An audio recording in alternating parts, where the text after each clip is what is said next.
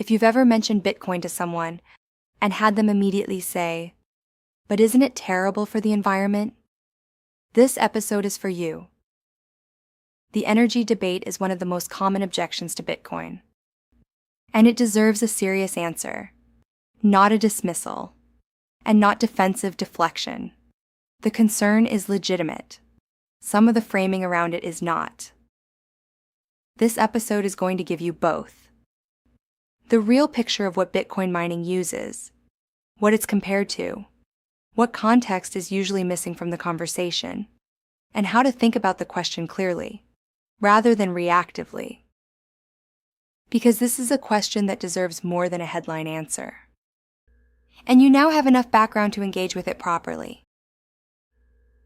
Ready to take your first real step? Buying your first bit of Bitcoin, $15, link in the description. Let's start with the claim itself. Bitcoin mining uses a significant amount of electricity. That's true. Estimates vary, but Bitcoin's annual energy consumption is comparable to countries like Argentina or Norway. That is a lot of energy. And it's reasonable to ask whether it's justified. The comparison to countries has become the standard way to frame Bitcoin's energy use, and it's effective at generating alarm, but it also leaves out almost all of the relevant context. Uses as much energy as a whole country sounds damning until you ask, which country? Doing what? Using what kind of energy? Compared to what alternative? Norway uses a comparable amount of electricity to Bitcoin. And Norway is considered a green energy success story because most of that electricity comes from hydropower. The number alone tells you almost nothing. The source and the purpose matter enormously. And here's a framing point worth sitting with. Energy use alone is not a moral argument. Christmas lights in the United States use roughly the same electricity per year as some developing countries. We don't typically consider that a crisis. Streaming video globally uses more energy than Bitcoin by a significant margin. Nobody is proposing we shut down Netflix. The question is never just, does this use energy? Everything uses energy. The question is, what does it produce? Is that valuable? And is it using energy that would otherwise be wasted or used more harmfully? Let's be precise about what mining does. Because the word mining implies something physical and extractive, which is misleading. Bitcoin mining is computation.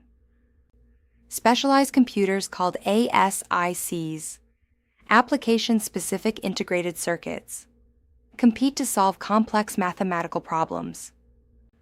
The first to solve the problem gets to add the next block of transactions to the blockchain and receives a reward in newly issued Bitcoin. The energy isn't incidental to this process. It's the point. The computational work required to mine Bitcoin is what makes the network secure. To cheat the system, to alter a past transaction or double spend, you'd need to redo more computational work than the entire rest of the network combined. At current scale, that's essentially impossible. The cost of the attack exceeds the benefit by an enormous margin. This is sometimes called proof of work. The energy isn't wasted. It's converted into security, into a guarantee that the record of transactions is honest, and that altering it is prohibitively expensive. What Bitcoin mining produces, then, is a financial network that nobody can hack, nobody controls, and nobody can shut down. One that settles transactions without a bank, operates across borders without an intermediary, and is accessible to anyone with an internet connection. Whether that product justifies the energy cost is a legitimate question. But it's a different question from, why is this energy being wasted? It's not being wasted. It's doing something specific. The debate should be about whether that something is worth it, not about whether energy is being used at all. Now let's look at what the comparison actually should be. Bitcoin is often positioned as an alternative to the existing financial system. or at least a supplement to it. So the relevant comparison isn't Bitcoin versus no financial system. It's Bitcoin versus the existing system. The global banking system, bank branches, ATMs, data centers, card networks, armored transport, office buildings, compliance infrastructure, uses an estimated 2 to 3 times as much energy as Bitcoin every year. That doesn't make Bitcoin environmentally neutral, but it does mean that critiquing Bitcoin's energy use, without applying the same scrutiny to the existing financial system, is not a consistent position. The question should be applied equally. Does this use of energy produce something valuable enough to justify it? What kind of energy does Bitcoin mining use? The honest answer is a mix and improving. Miners seek cheap electricity, and cheap electricity is increasingly renewable. Hydroelectric power in regions like the Pacific Northwest, Iceland, parts of Canada and China has historically been a major power source for mining. Solar and wind are growing. Estimates of the percentage of Bitcoin mining powered by renewables vary, but credible research puts it between 40 and 60%, and the trend is upward. That's not perfect, but it's meaningfully different from the implication that Bitcoin is entirely powered by coal. There's one more element that almost never appears in the popular conversation: stranded energy. All energy grids produce more electricity than they can use or transport at certain times. A hydro dam in a remote area might produce excess power at night that it literally cannot sell, because the transmission infrastructure doesn't exist to get it to where demand is. That energy gets wasted. Bitcoin mining can be located anywhere with an internet connection. Miners are increasingly setting up operations in locations with abundant stranded energy, using electricity that would otherwise be lost entirely. In those cases, Bitcoin mining doesn't compete with other energy uses. It captures energy that nobody else wanted. Let's be clear about what this episode is and isn't saying. It's not saying Bitcoin has no environmental impact. It does. That impact is real and deserves serious ongoing scrutiny.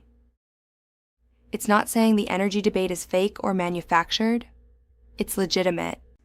And as Bitcoin scales, the question of its energy footprint will only become more important.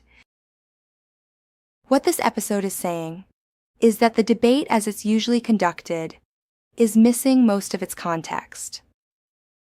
The comparison is usually Bitcoin versus nothing, rather than Bitcoin versus the existing financial system. The energy source is usually assumed to be fossil fuels, when the reality is more mixed and improving.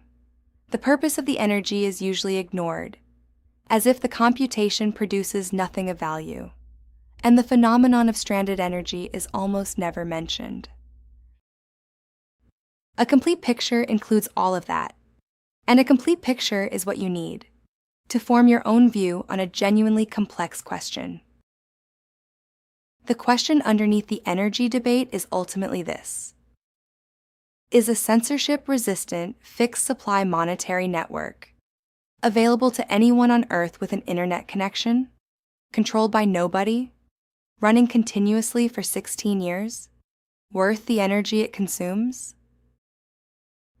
For people living in countries with stable currencies, functional banking, and strong property rights, the answer might be, maybe, worth watching. For people living under currency collapse, hyperinflation, or authoritarian financial control, the answer is often yes, immediately and without question. Both of those are reasonable positions. The debate should happen with the full picture on the table, not with half of it missing. Next time someone raises Bitcoin's energy use, you now have the full answer. Not a dismissal, not defensiveness, just the complete picture, clearly held. The concern is real. The framing is often incomplete. The question of whether it's worth it is one you're now equipped to engage with honestly. Ready to take your first real step? Buying your first bit of Bitcoin, $15, link in the description. Bitcoin for Girls, the building of a beautiful future. See you in the next one.